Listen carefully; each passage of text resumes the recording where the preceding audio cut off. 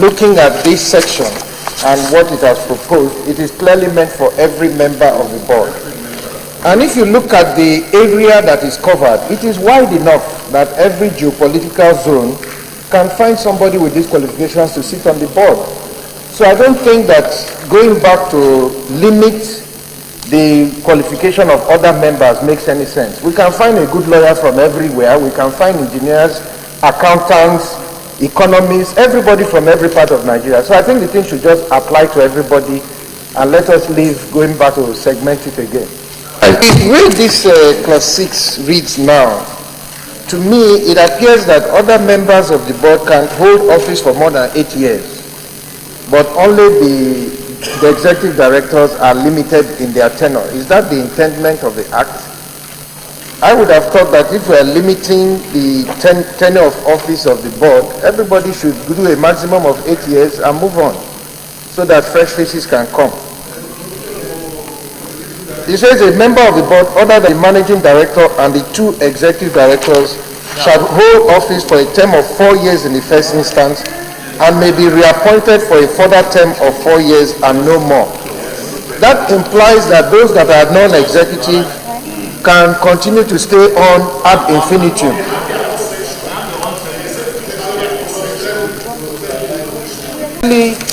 Looking at this section and what it has proposed, it is clearly meant for every member of the board. And if you look at the area that is covered, it is wide enough that every geopolitical zone can find somebody with these qualifications to sit on the board. So I don't think that going back to limit the qualification of other members makes any sense. We can find a good lawyer from everywhere. We can find engineers, accountants, economists, everybody from every part of Nigeria. So I think the thing should just apply to everybody and let us leave going back to segment it again. These executive directors, if we leave this section like this, they will end up as mere personal assistants to the MD. And the problem we have gone through to set out these positions will be lost. I therefore propose the following amendment. B, there shall be an executive director in charge of operations and an executive director in charge of finance and administration. Engineering operations, and then an executive director in charge of finance and administration. Engineering and operations. Yes, engineering and operations. Finance and administration. Yes. Administration and finance. Yes, sir. 2 talks about the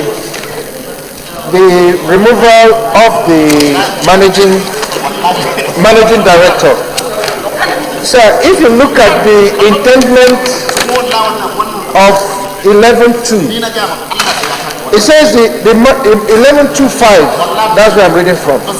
It says the managing director and executive directors shall not be removed from office except in accordance with the provisions of this Act, subject to the approval of the Senate. Mr. Chairman, sir, if we want to make the removal of the executive directors and the chairman subject to the Senate, I think that we can do that better to say that the managing director and the executive directors shall be removed from office in accordance with this section with the approval of the Senate. That is simple, short, and sharp. So that this whole procedure that we have set out here, yes, sir, so that the whole procedure that we have set out here, we know it ends in the Senate. That's what I just wanted to make the point of.